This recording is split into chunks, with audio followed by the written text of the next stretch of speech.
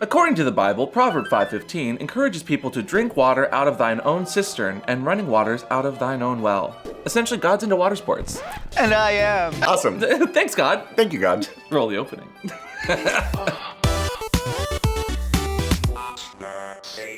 Hello, and welcome back to What's Safeword? I'm Amp. I'm Mr. Christopher. And today we're getting wet. Hot and wet. And if you like water sports like skiing or inner tubing or wakeboarding, you're in luck. You're in luck. The most lukewarm laugh I've ever had. Yeah. Should it be lukewarm or cold or like what's the preference? I prefer body temperature. Okay.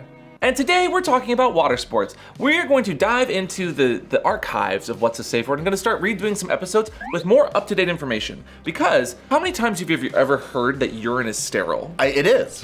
It's not. Because science. Science rules. It is, because it heals jellyfish stings. And we're also going to debunk all of those myths, because that's also not true. What?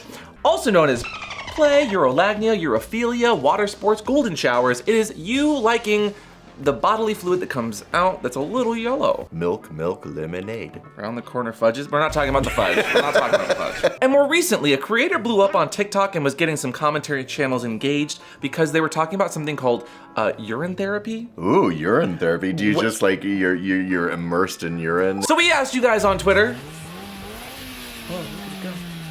for all your questions around water sports. And some of you guys asked some really interesting questions I never would have thought of, but none of you asked about peeing in your bed. And today's sponsor's kind of pissed about that. HELIX Sleep, no. Don't pee on your mattress. So thank you again, HELIX Sleep, and on to the first question.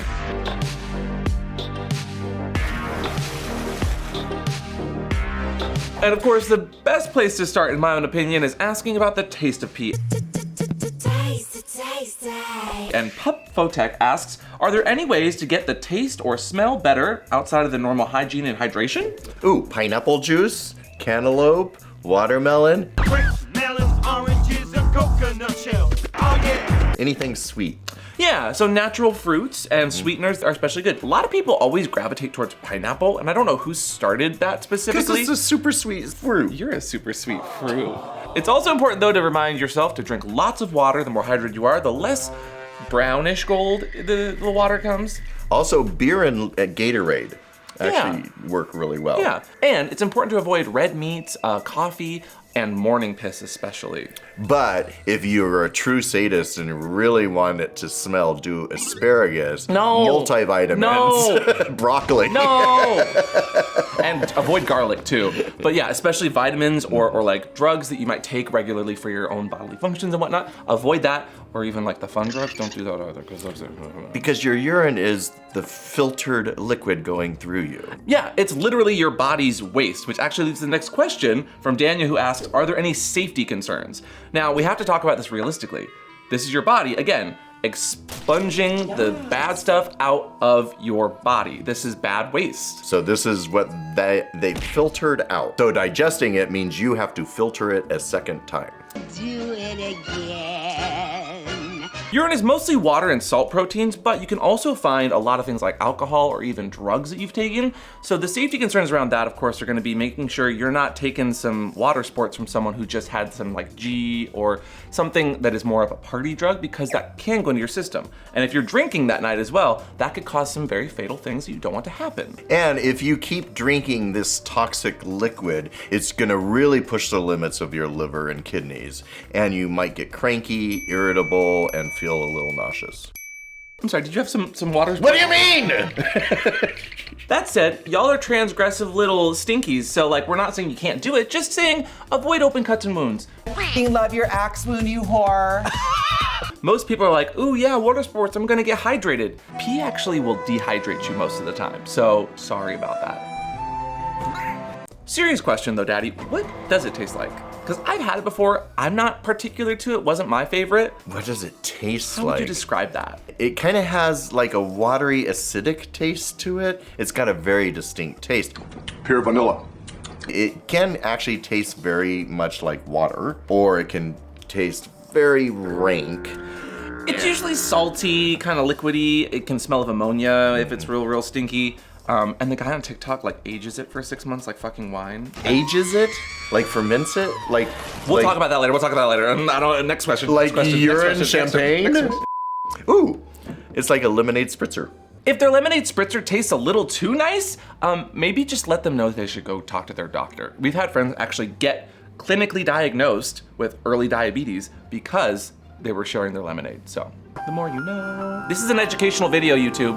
Okay, time for a palate cleanser though. Daddy, the next question comes from Valerie, who says, my favorite excuse to use my sticker on my laptop case. What does that sticker say to you? Is that Molly Shannon with the yellow headband? You know you love me. XOXO. Oh, go piss, girl. You got it, high five! Everyone's favorite gossip girl meme, go piss girl. Other terms for water sports includes GPG, go piss girl, urolagnia, urophilia, and then there's also pussing, I've learned. What's pussing? It's when you're peeing in front of your partner in an open space. Oh, I kind of like that. Yeah, I don't know if I like the term itself, but... Well, it's kind of fun when you can get it right from the tap. Tap something here. And to use this question as a learning experience, the term salirophilia is someone that enjoys getting their partner wet in some way or messy in some way. And who doesn't like that? I don't like that, actually. Well, other than you. Next question from Canis asks, is it really safe to pee inside someone? I keep seeing this on my friend's timeline and I'm sus. Which hole? Sure, no, yeah, that's fair. Your pie hole? Well, pissing inside the mouth hole, totally fine usually to ingest as long as you don't have any open cuts. But in the back end, I think is what they're asking about. Complex notes of fruit, floral, and nut in my butt. According to a urologist of all people, they haven't given us any clinical proof that it adds any health benefits to you personally. The only time they always ask about, especially sexually, to avoid peeing on someone or in someone is when you see open cuts. But is it harmful to pee inside of them? In worst case scenarios, there are traces of hepatitis B that can be shared through urine, as well as cytomegalovirus, a virus that can cause flu-like symptoms or cause more serious digestive tract issues. And the doctors add you'd have to contract those viruses by ingesting enough into the mouth hole or into an open cut or wound in the butt. Don't get too pissed. So don't have a wound in the butt when you're doing a lemonade enema. In my butt? That's what I heard. You're kind of listening. And experts at the American Sexual Health Association say that there's just not enough secretion within urine that's being shared to cause any STIs generally. You'd have to have a lot of it, and even then, bodies can't make enough that have enough of that virus to spread something like an STI. So it's perfectly safe. I did not say that. You can still get hepatitis. It's almost safe. Next question though, talks about the logistics, and it comes from Pretty and Pigs, who asked, how do you recommend doing it indoors scenes without being in the shower or tub? Well, hardwood floors, but wipe it up immediately. I see people do like kiddie pools. They'll get like a little paddling pool. I would though recommend not to get the ones like the little like kid prints on it. That can kind of shut down the scene. When you're peeing, make sure that you are actually in the toilet. And there are some sex shops that do like the little pools with just a little lip around it. I know that Mr. B sells one that's like rubberized. It's actually pretty nice. Yeah. And for the record, this is the only pool we're allowing y'all to piss in, okay? As an ex-lifeguard, no pissing in the pool. I piss in the pool all the time. Stop running on deck. I think lots of people relieve themselves in the pool because it's this warm liquid around them, which also in water sports, when you have that warm liquid hit you. People enjoy that because it's intimate, it's warm, you're sharing fluids with someone, which is a big kink for some people. And it can be very degrading as well. It's hot. That said, stop doing it in the pool. But also outside is great. Outside! Or just a play sheet, but just again, make sure that you're conscious of what's happening around that play sheet. You never want to get your bed messy. Do not do it on your HELIX mattress. And today's sponsor, HELIX Sleep, wants to give you a PSA about pissing in bed, pissing somewhere else. Ales? Ales? Illiterate! And they also want you to know that 6 to 8 isn't just the amount of times you should pee a day, it's a good number of hours you should sleep at night. So if you're looking to get a new mattress, maybe try HELIX Sleep. Who knows, everyone's different. And they know it because of the HELIX Sleep quiz. It's a quiz you can take by yourself or with a partner to find a mattress that is perfect for you. You tell them your name, your age, your height and weight, as well as preferred sleeping positions. I'm personally more of a back and side sleeper, and I like a medium to firm mattress. And maybe you were destroyed by COVID entirely and you just have aches and pains in the morning. You can even include that information. Based on my results, HELIX matched not only myself, but also Daddy with the Dusk Luxe, which we've had for over 3 years now, and both of us independently have been sleeping like rocks. When I'm not sleeping in my bed, I do not sleep well. And when it comes to sex, HELIX also does great there as well, because they're also getting awards for the best mattresses for sex. With a hybrid combination of foam and springs, you will sleep wonderfully. Unlike other brands, HELIX mattresses do not contain fiberglass, which can be harmful to your health. And the HELIX lineup offers 20 unique mattresses, including award-winning Luxe and Ultra Premium Elite collections, the HELIX Plus, which is a mattress designed for big and tall sleepers, and even HELIX Kid mattresses, which are designed for growing bodies and endorsed by sleep and medical experts. The best part though is HELIX Sleep delivers directly to your door with free shipping in the US, and it comes rolled up in a lovely little box. And the vacuum-packed mattress that it comes with is probably my favorite part to open. And when you open it, you get the patented daddy sound. If you guys like me are very nervous to buy things online, you'll also be very happy to hear that HELIX has a 100-night sleep trial. So you get more than 3 months to make sure you love it. Plus, HELIX has a 10-year warranty on your mattress, and they even offer financing options and flexible payment plans. So if you'd like to check out their exclusive 4th of July sale, they're now offering 30% off Luxe and Elite mattresses plus 2 free pillows on us, or a generic 25% off site-wide. This video is sponsored by HELIX Sleep, so check out their 4th of July sale running now. It's a great time to upgrade your mattress, and as 2 people that have used their mattresses for years, we absolutely recommend it. Thank you, HELIX. Actually, speaking of bedwetting, do you know that over 5 million Americans experience bedwetting problems as adults? This is why ABDL has become so popular. And what a lot of people don't realize about ABDL is a huge component of why it's so popular is Watersports. True. It is contained Watersports. Though that's also humiliation, but that's what Watersports is all about too. Next question. The next one from Ethereal Brains asks, is it true piss can heal wounds? Physical wounds, I mean. I think I've watched this on TV when I was a kid. Joey saved Monica on the beach in Friends when she got stung by a stingray, so it must be true. Something like ammonia in that. Pee isn't sterile, and I need you to know that. Urinating on someone who has gotten a bite from a jellyfish actually might make it worse because you're introducing more liquids and water into the open cuts or the bite. But the fact that people online say things like this, so I actually found a website that said that historically urine has been used as folk remedy for conditions such as asthma, arthritis, allergies, cancer, indigestion, migraines, infertility, dry eyes, tumors, and wound cleaning. I'm stuck on the asthma. How did it help asthma? How did that help the breathing? There's the airway. And the fact that urine therapy is so popular on TikTok, the fact that people are having these commentary videos, is kind of concerning. What's more concerning though is TikToks like this. Today we are talking about the ancient art of Shivambu, aka urine therapy. I've been practicing this for the better part of the last 20 years. See, perfectly this safe. Particular situation right here, this Oh is my God. aged urine. This is about 6 months, maybe a little bit longer, give or take. Okay. I want to be very clear, I'm not kink shaming. I'm just, this video, he goes on to say that- That was brown. I know. He goes on to say that he ages it, it adds to the flavor, it tastes like ammonia. Why is it spicy? He continues to then put it on his skin like sunscreen. He goes on bike rides. So is it like pee-pee kombucha? I need you to say that word again. Kombucha? Well, kombucha? Somebody call Brittany Broski because I'm having just the first reaction and not the second one. That was brown. He goes on to say that you can use it as sunscreen, that you can use it as facial cleaner, that you can use it to like clean your body both inside and out. I just want to be very clear, as he goes on and gives you continued health benefits, first of all, no. Second of all, there's no clinician that has gone and backed up PP as an actual health benefit by ingesting it, by putting it on your skin. It just, there's no facts. So while it might be a therapy for you, sir, why is it brown? Why is it brown? I'm like, it was brown. Anyway, next question. Ronan says, you're in for a mouthful. Hey, stop that. This is our show and I'm making the jokes here. You stop that. And you've already done that one. Also, yeah, catch up. Too late. Catch up. Too late. And the next question comes from Boot Worship, who asks, is it safe to drink it? Is it safe to drink it often? Do you need to worry about anything? And I think that drinking it is okay. Medical professionals have said it's not gonna really harm you, but is it safe to drink all the time? And again, this is an educational video. If Moist Critical / Charlie can talk about PP Guy and be fully monetized, YouTube reviewer watching this video right now, get ready, I'm about to educate you.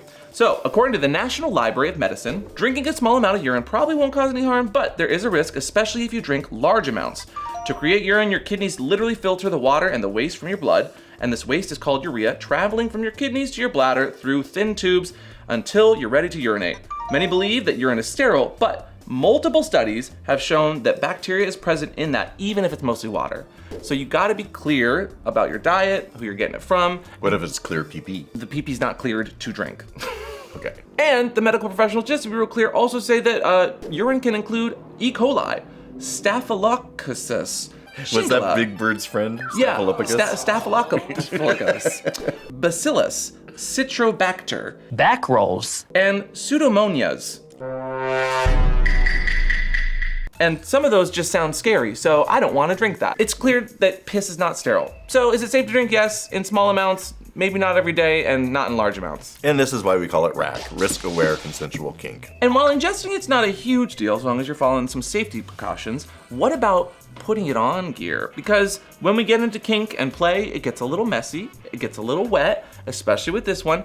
And the next question from Puddle, appropriate for the mask, asks, what should you have in mind when it comes to gear plus water sports? A lot of gear is not machine washable, so are there materials that are better or worse to get wet in?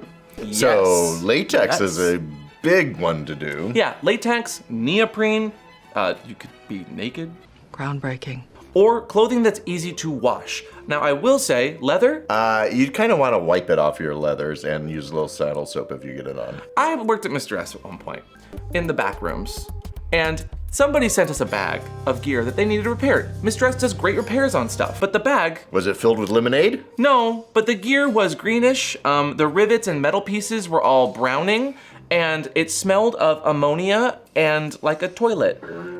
Again, not kink shaming, but if you are not wiping down your leather gear to the point of it like spotless, it will erode, it will get green, it might get moldy, and I just don't think that's a good idea for you to put on your body. So take care of your gear, especially your leathers, because bodily fluids, all of them, will destroy it. And if you are wearing leather that gets piss on it, there are specific cleaners and wipes for urine. Like let's say your pet pees on the floor or something, or on a couch. Usually around 5, I lay down, then I poop on the floor. There are couch wipes. Do that first. They're called pee-pee wipes. I'm curious, what's the messiest scene you've ever had with pee-pee? The messiest scene, well, once someone filled me up with lemonade on the backside, plugged it in, waited an hour, and then when the plug came out, there's kind of a mess. One time when I was at Seattle Pride, I was in a stall with someone and they didn't remember it after the fact, so it wasn't really that meaningful, but that was my first time and I didn't really enjoy it. It's like, that sounds vaguely familiar. Now we remember. Next question from Casey asked, any pointers to watch out for pee-pee control play? What's control play? Well, so like, have you ever held your bladder for long enough that you're like about to explode? So, urinating denial. The term itself is called omarashi. It's that feeling of when someone's like, ooh, ooh. It's like they're embarrassed and they need to pee and you know, but you're like, you know, oh, you can't pee yet. You gotta pee, don't you know? So maybe they're just urine denial. They are in denial, yes, absolutely. That said, there are actual studies. How long do you think they can hold it in? Like, how long do you think a doctor's like, you can hold it in for this long? 45 minutes. No, it takes about 6 to 8 hours to get a full bladder, and as soon as you have a full bladder, that's usually when you should do it, but like 8 hours is that max, so you should be holding in piss. Who goes 6 to 8 hours without peeing? People that are into omarashi. Or people that are literally, some people will save up for a scene that night, you know? They start during the day, they drink water, and they save up for an entire day. Fullness, But what if know? you start squirming back and forth and you really, really think you have to? Well, then you're turning someone on, probably. Oh, and you should keep holding I it. have to go. But you have to hold Please, it. I gotta Do we need to put you in a I diaper? need No. Consent. And with consent, this next question goes well together from Kinky Tyler, who asks, how do I talk to potential dating partners about my pee-pee kink when the bedroom topic comes up? How would you do it? I would say, have you ever wet yourself?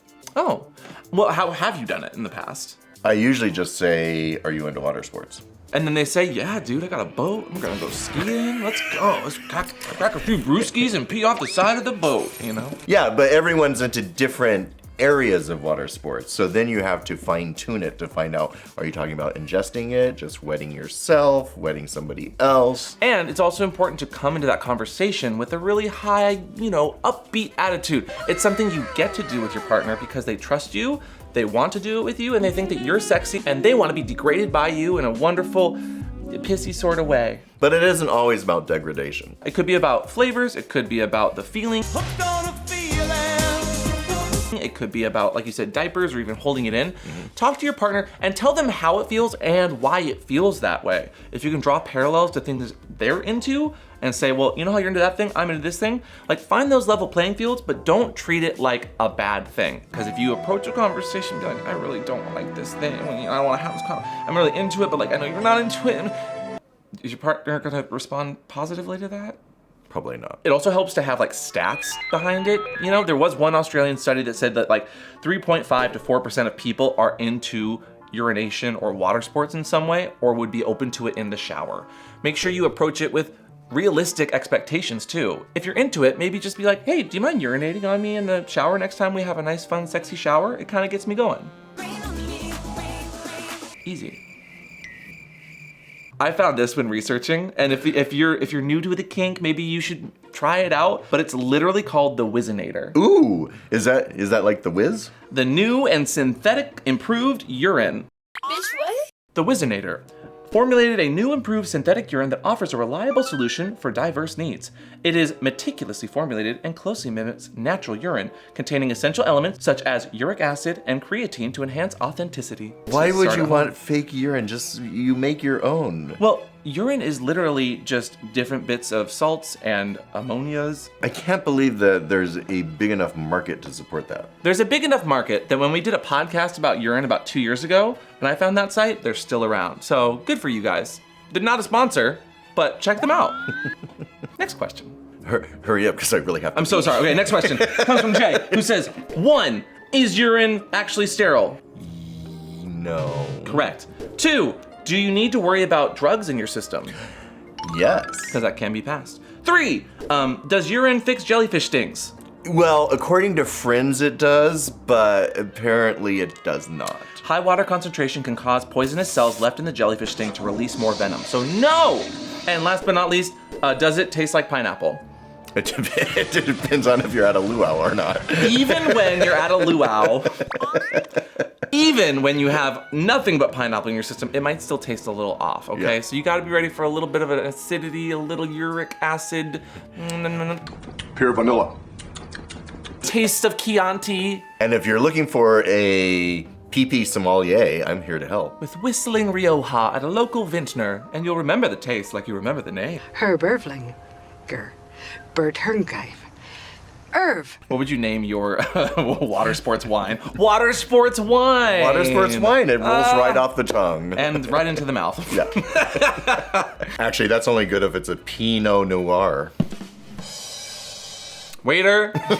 Last question of the day, though, and actually a very relatable one, comes from Castor, who says, are there any tricks to overcoming pee shyness in a scene? You can be saving up for like an entire day and have to go so bad, but then all of a sudden it just won't come out, especially if you're already somewhat hard. Any tips? Can you pee while you're a little aroused? Some people can. It's hard for me to do when aroused, but I have to use the tub and not the toilet. Yeah, so I think that's a great pointer. Sometimes you have to make yourself comfortable, and it is actually recommended by health professionals that say you should do CBT to get yourself comfortable. Cognitive behavioral therapy. Oh. Obviously. Actual medical journals say that to get over pee shyness or paruresis, they recommend you do some CBT or cognitive behavioral therapy to just pee in front of people more regularly. But easier is just put on sounds of a babbling brook or put your hand in lukewarm water. And actually, pee shyness or shy bladder syndrome is one of the largest phobias in the world. People are scared of it? Yeah, it's a phobia. Huh. So there have been so many times we've tried to shoot a water sports scene on the set of and you have the top drinking bottles and bottles of water, and then we sit around and everyone's waiting for it. They get so pee shy. Well, yeah, that and the body, quite literally, because when the bladder expands, it actually blocks the ejaculatory process. So you can't pee and ejaculate at the same time by nature. Though some of us are actually able to pee while they are a little aroused and erect. Humble brag. But that just goes to show you that the mind is a big factor in that, because that blocks you from being able to. Well, that and the body as well, chemically. And that's because the body creates this chemical called vasopressin, which is essentially what's stopping you from being able to ejaculate while you pee. It's pretty much making it so that your body doesn't lose too much hydration at the same time.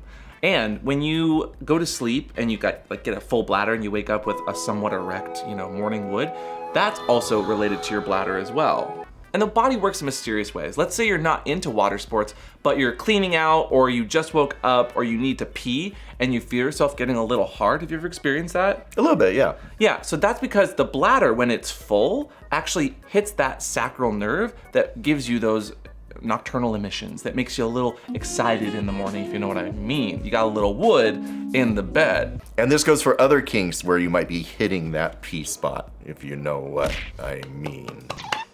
And last but not least, actually practicing your Kegels and getting that pelvic floor engaged. Kegels. Kegels? Come taste. Does help not only with getting off and shooting, but also with urination. So maybe, practice that a little bit. I'm doing mine right now. Do them with us right now. I have to pee. Oh, stop. If you enjoyed rimming around the questions today with your Wizinators, make sure you have a safe word, whether you're into some pee or not. And today's safe word is mellow yellow.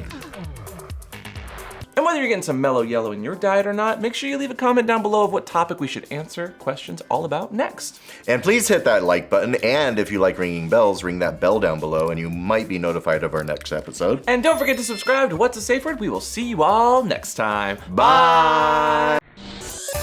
I have to pee. Oh, well, no, you gotta wait until the camera's off. No, we got a few minutes left still.